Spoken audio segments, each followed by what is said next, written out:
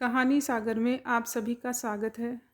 आज मैं आपको तीज पूजा के बाद सुनी जाने वाली लहरिये की कहानी सुनाने जा रही हूँ, जो कि राजस्थान में सुनी जाती है। एक सेठ साहूकार के 7 बेटे व एक बेटी थी। सभी बेटों की शादी हो चुकी थी। सेठ की बेटी अपनी शादी के बाद पहले श्रावण में तीज के त्योहार पर अपने पीहर आई। तीज के दिन साहूकार की बेटी की सभी सहेलियों के ससुराल से लहरिया व सिंजारा आया, परंतु साहूकार की बेटी के ससुराल से लहरिया नहीं आया। साहूकार की बेटी की सभी सहेलियां लहरिया पहनकर झूला झूलने जाने लगी। तब साहूकार की बेटी अपनी बड़ी भाभी से बोली, भाभी आप अपना लहरिया दे दो तो मैं अपनी सहेलियों के साथ झूला झूलने जाऊं। परंतु बड़ी भाभी ने लहरिया देने से मना कर दिया। साहूकार की बेटी ने अपनी सभी भाभियों से बारी बारी से पूछा, परंतु एक के बाद एक 6 भाभियों ने लहरिया देने से मना कर दिया। तब साहूकार की बेटी ने अपनी 7वीं भाभी से लहरिया मांगा। तब वह बोली कि बाईसा लहरिया तो ले लो, परंतु मेरे लहरिये का रंग खराब हो गया और फट गया तो मैं आपकी गर्दन काट कर आपके खून से लहरिया रंगूंगी। तब साहूकार की बेटी ने हामी भर दी। साहूकार की बेटी लहरिया पहनकर अपनी सहेलियों के साथ झूलने चली गई। जब वह झूले पर बैठी तो बरसात आ गई और लहरिया भीग गया और लहरिये का रंग खराब हो गया तथा झूले से उतरने लगी तो लहरिया झूले के पट्टे में अटक कर फट गया। साहूकार की बेटी डर गई। डरी सहमी साहूकार की बेटी ने लहरिये की तह बनाकर अपनी भाभी को लाकर दे दिया। भाभी ने कहा कि बाईसा अभी तो मेरे पास समय नहीं है, समय मिलते ही लहरिया खोल कर देखूंगी। भाभी ने शाम के समय लहरिया देखा तो उसका रंग खराब हो चुका था तथा वह फट भी गया था। इससे वह बहुत क्रोधित हो गई और बिना कुछ खाए पिए सो गई। रात के समय जब उसका पति आया तो उसने नाराज़गी का कारण पूछा। तब साहूकार की बहू ने लहरिया अपनी ननद को देने व उसका रंग खराब होने व फटने की सारी बात अपने पति को बता दी तथा बोली कि अब अपनी बहन की गर्दन काट कर उसके खून से मेरा लहरिया रंग कर लाओ, मैं तभी उठूँगी व भोजन ग्रहण करूँगी। तब उसके पति ने उसको बहुत समझाया कि मैं तुझको दूसरा लहरिया ला दूँगा, पर मुझे अपनी बहन की गर्दन काटने व उसके खून से लहरिया रंगने के लिए मत कहो। परंतु उसकी पत्नी ने उसकी एक भी बात नहीं मानी। तब सेठ के बेटे ने अपनी बहन से कहा कि चलो बहन, मामा के घर चलते हैं।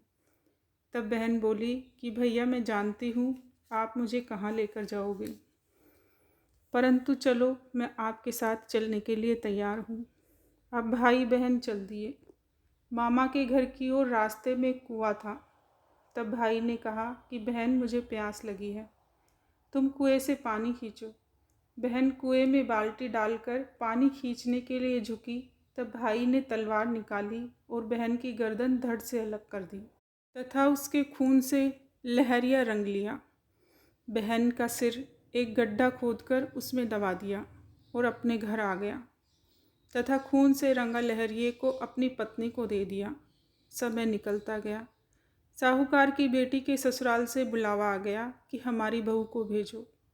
तब भाई ने बहाना बना दिया कि मामा के घर है और फिर कुछ समय पश्चात दोबारा बुलावा आया। तब भाई ने कहा कि बुआ के यहाँ है। जब भी ससुराल से बुलावा आता भाई बहाना कर देता। इससे उसके ससुराल वाले बहुत परेशान हो गए। तब ससुराल वालों ने अपने परिवारजनों को इकट्ठा किया और बहू को लेने के लिए उसके पीहर की ओर चल दिए।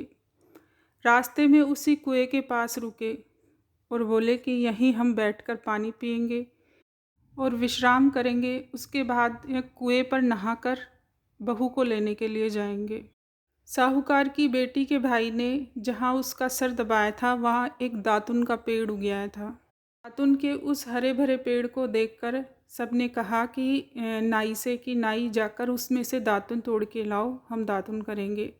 नाई दातुन तोड़ने के लिए गया तो जो ही उसने हाथ लगाया तो अंदर से आवाज़ आई, नाई हाथ मत लगाओ, पान मत तोड़ो, पापी बीरा पाप किया है, गर्दन काट कर लहरिया रंगा है। नाई डर के मारे वापस उल्टे पांव भाग कर आया। और आकर बोला, यजमान, उसमें तो कोई भूत बोलता है। बारी बारी से परिवार के सभी लोग गए, तब बार बार यही आवाज़ आती रही।